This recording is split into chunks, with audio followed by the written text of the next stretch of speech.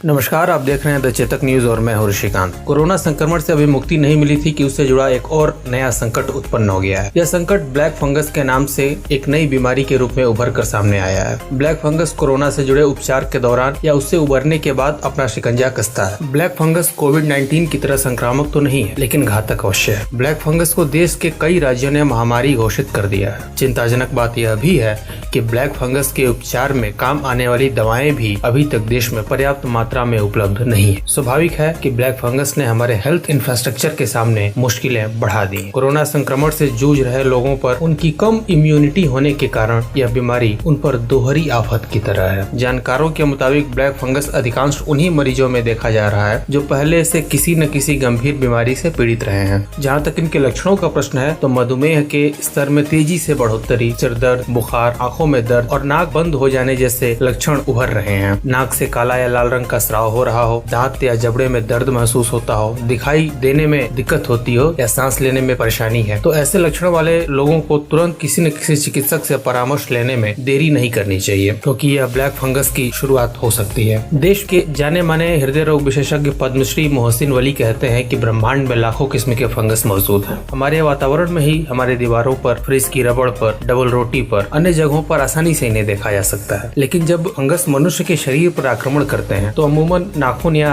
ऐसे कोमल अंगों के आसपास इनका प्रभाव शुरुआती स्तर पर देखने में मिलता है। कुछ मामलों में अपने आप ठीक भी हो जाता है, मगर ब्लैक फंगस एक अलग किस्म का फंगस है। आमतौर पर यह एक इनोसेंट फंगस होता है और हमारे आसपास ही मौजूद होता है, लेकिन मानव शरीर में प्रवेश करते ही यह खतरनाक रूप धारण कर लेता है। इसका रंग गाढ़ा नीला होता है। यह हमारी रक्त वाहिकाओं और ऊतकों पर आक्रमण करके उनकी कार्य प्रणाली को बाधित कर देता है। ब्लैक फंगस प्रायः नाक से या मुंह से शरीर में प्रवेश करता है। यह घाव के जरिए भी हमारे शरीर में प्रवेश कर सकता है। हमारी नाक का पीएच मुख्य रूप से एल्कलाइन यानी कि क्षारीय होता है, लेकिन बीमारी की स्थिति में उसका पीएच एसिडिक यानी अम्लीय हो जाता है। तभी यह फंगस मानव शरीर में प्रवेश करता है। नाक के जरिए आंख में पहुंच सकता है, आंखों से होते हुए मस्तिष्क तक पहुंचने में भी सक्षम है। इस अवस्था में हम इसे राइनोसेरेब्रल म्यूकरमाइकोसिस कहते हैं। इसके अलावा यह फंगस फेफड़े में भी जा सकता है, तालू में जा सकता है, पैंक्रियाज और आंतों पर भी हमला कर सकता है। फेफड़े में ब्लैक फंगस बॉल बनकर शरीर में हमला करता है। डॉक्टर वली कहते हैं कि यह आमतौर पर गंदगी में पनपता है। घर के बाहर की गंदगी से जूतों के जरिए घर में प्रवेश करता है और यह संक्रमण का कारण बनता है। डॉक्टर वली कहते हैं कि ब्लैक फंगस के बढ़ते मामलों का स्रोत आईसीयू भी हो सकता है। यह आशंका इसलिए उभर रही है क्योंकि आईसीयू में उपलब्ध उपकरणों,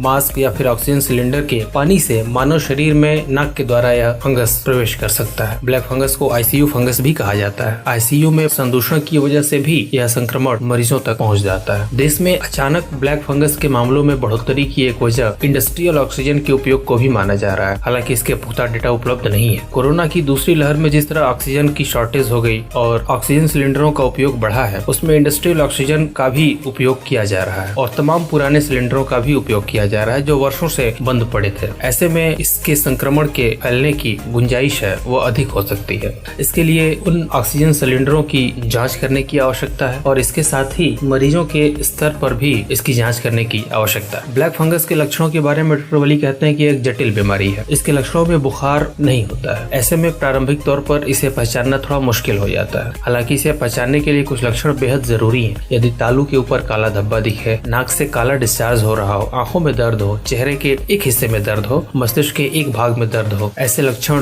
ब्लैक फंगस के मामले में बड़े गंभीर होते हैं। इसकी जाँच पोटेशियम हाइड्रोक्साइड या पोटास स्टनिंग की पद्धति से की जाती है। हालांकि यह एक बेहद सरल प्रक्रिया है। ब्लैक फंगस के बढ़ते मामलों पर डॉक्टर वली कहते हैं कि इस वक्त में लोगों में इसकी पहचान कर पाना इसलिए मुश्किल होता जा रहा है क्योंकि ज्यादातर स्टेरॉइड लेने वाले लोगों में या फिर डायबिटिक लोगों में या फिर जिनकी इम्यूनिटी बेहद कमजोर है, उन लोगों में इसे देखा जा रहा है। इसलिए ऐसे मरीजों को खास तौर पर सतर्क रहने की जरूरत है। ब्लैक फंगस इसलिए अधिक खतरनाक है क्योंकि इसकी मृत्यु दर 54% तक है। कहा जा रहा है कि कोरोना संक्रमित या कमजोर इम्यूनिटी वाले मरीजों में हर 3 में से 1 को ब्लैक फंगस होने की आशंका है। इसके उपचार को लेकर डॉक्टर वली कहते हैं कि यह शरीर के विभिन्न हिस्सों को प्रभावित करता है। इसलिए इलाज के लिए सूक्ष्मजीव विज्ञानी, आंतरिक चिकित्सा विशेषज्ञ, न्यूरोलॉजिस्ट, ईएनटी विशेषज्ञ, नेत्र रोग विशेषज्ञ, दंत चिकित्सक, सर्जन आदि डॉक्टरों की एक टीम की आवश्यकता होती है। इसका इलाज 2 तरह से किया जाता है। पहला एंटी फंगल दवाओं के माध्यम से, लेकिन जब यह बीमारी आंख जैसे नाजुक अंगों तक पहुंच जाती है तो रेडिकल सर्जरी का सहारा लेना पड़ता है। चूंकि यह सर्जरी बेहद पेचीदा है, इसलिए मरीज को सलाह दी जाती है कि प्राथमिक लक्षणों के आधार पर वह तुरंत डॉक्टर से संपर्क करें। डॉक्टर वली कहते हैं कि इम्यूनिटी कमजोर होते ही हमारे आसपास रहने वाला यह फंगस हमारे लिए बेहद खतरनाक साबित हो जाता है। ब्लैक फंगस के बारे में विशेषज्ञों की